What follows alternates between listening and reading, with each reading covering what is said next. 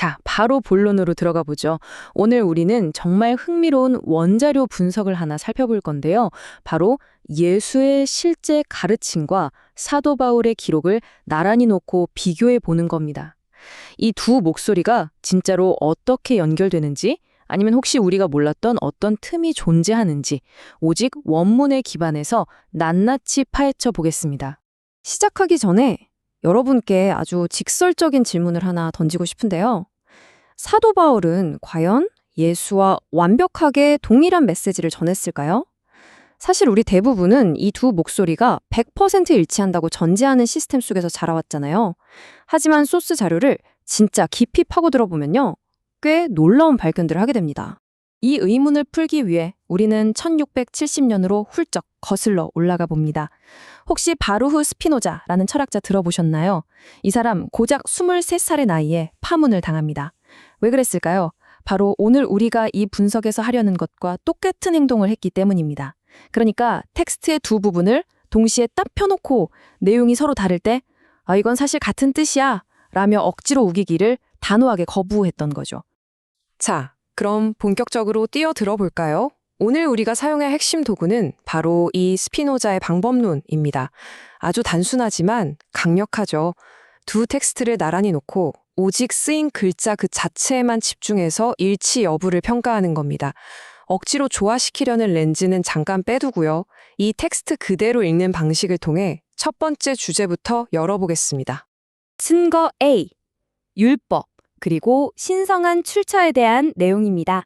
먼저 유대 종교 율법에 대한 부분인데요. 구약의 그 규칙들이 여전히 유효한가?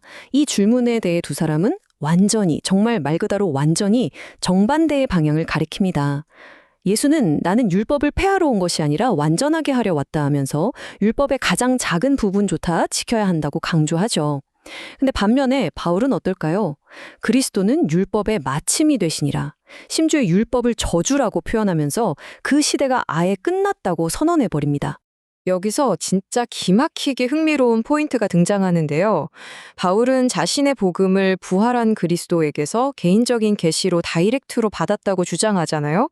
그런데 정작 그의 편지들을 쭉 읽어보면 예수가 남긴 가장 핵심적이고 유명한 가르침들이 싹 다 빠져 있습니다.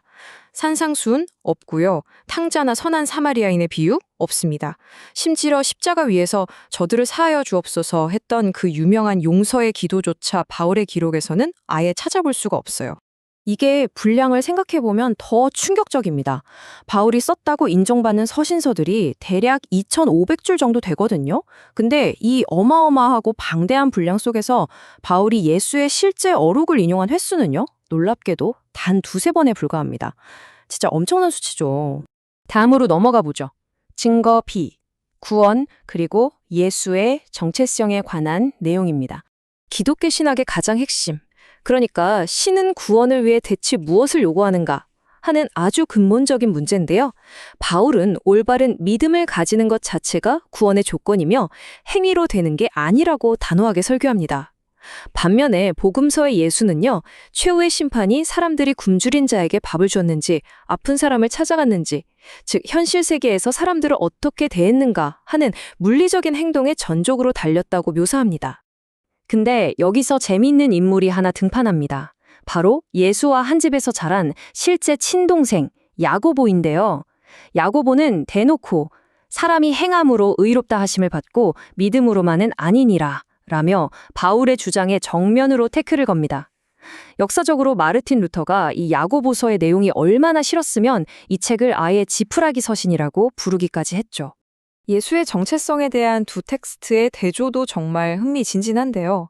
주류 학계의 분석에 따르면 바울은 예수를 창세 전부터 존재했던 신적인 존재로 그 정체성을 아주 견고하게 구축해냅니다.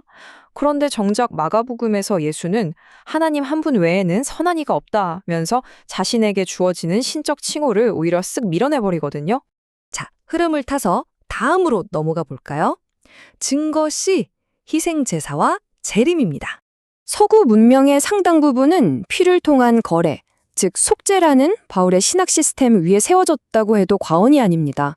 하지만 원본 자료가 보여주는 예수는 전혀 달라요. 어떤 제단이나 희생 제물을 요구하지 않습니다. 나는 자비를 원하고 제사를 원하지 아니하노라. 예수는 중풍병자나 돌아온 탕자에게 어떤 조건이나 피 흘림도 요구하지 않고 그냥 쿨하게 용서해버리죠.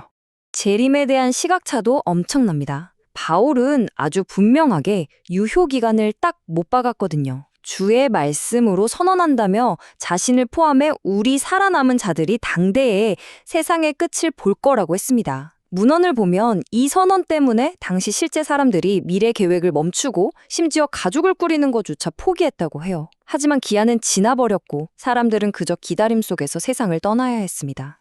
드디어 마지막이네요. 증거 D. 여성의 역할입니다. 교회 내에서 여성이 차지하는 역할, 이건 아마 문화적으로 가장 눈에 띄는 모순점일 텐데요. 예수는 당시의 억압적인 기대를 완전히 깨고 여성이 제자로서 배우는 것을 적극적으로 지지했습니다. 심지어 부활을 알리는 그 중요한 최초의 목소리로 막달라 마리아를 선택했죠. 하지만 바울의 이름으로 작동하던 전통은 어땠을까요? 여자는 교회에서 잠잠하라. 정반대로 아주 절대적인 침묵을 요구했습니다. 그러니까 여기서 제일 중요한 핵심은 이겁니다. 우리가 당연하게 받아들여 온 시스템은 이 두 사람의 목소리가 완벽한 화음을 낸다는 전제에 기대고 있어요. 하지만 오늘 우리가 한 것처럼 텍스트를 나란히 놓고 스피노자의 방식으로 테스트해보면요. 율법, 계시, 구원, 정체성, 희생, 재림, 그리고 여성의 역할까지 그 일치한다는 환상이 무려 7번에 걸쳐 산산조각 납니다. 처음에 이야기했던 스피노자 기억나시죠? 그는 우리가 오늘 살펴본 것처럼 텍스트를 그냥 있는 그대로 읽고 명백한 모순을 굳이 신비라고 포장하지 않았다는 이유 하나만으로 평생을 고립되어 살아야 했습니다. 결국 44세라는 젊은 나이에 렌즈를 깎다 생을 마감했죠. 남들이 정해준 방식이 아니라 쓰인 글자 그대로를 읽으려 했던 대가가 역사적으로 이토록 무거웠습니다. 오늘 분석의 마무리는 여러분께 질문을 하나 던지는 것으로 할까 합니다. 오늘 우리가 살펴본 이 7가지의 명백한 차이점들 중에서 여러분이 그동안 아예 눈치채지 못했던 건 어떤 건가요? 그리고 억지로 일치시키려는 그 렌즈를 탁 내려놓고 텍스트를 있는 그대로 바라보기 시작할 때 여러분의 관점에는 어떤 새로운 지평이 열릴까요? 이 여정이 여러분의 생각에 작은 불씨가 되었기를 바라면서 여러분이 발견한 놀라운 생각들을 댓글로 꼭 남겨주세요. 같이 이야기해봅시다.